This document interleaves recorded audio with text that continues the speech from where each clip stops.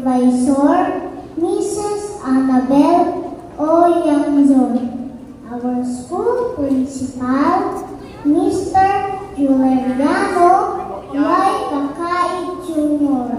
Yes, our dear teachers, loving parents, classmates, and friends, good afternoon. Wow! Look at us, all grown up and ready to move up. It feels like just yesterday we were taking our first steps into kindergarten. And now, here we are, standing tall and proud, ready to take on the world. I want to start by saying a big thank you to our amazing teachers and staff. You've been our guides, our cheerleaders, and our friends throughout this incredible journey.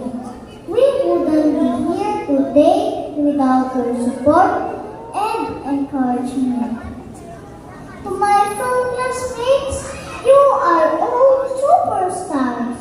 We laugh together, learn together, and make memories that will last a lifetime.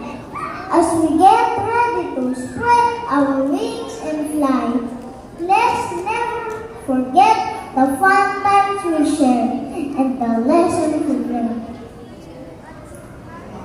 And to our families, thank you for always being there for us. Your love and support have given us the courage to dream big and reach for the stars. As we say goodbye to kindergarten and hello to new adventures, let's remember to be kind, curious, and always believe in ourselves. The future is bright, and I know we're all going to do amazing things. Congratulations to my fellow graduates. Let's go out there and show the world just how incredible we are. Welcome to our Moving On celebration. Thank you.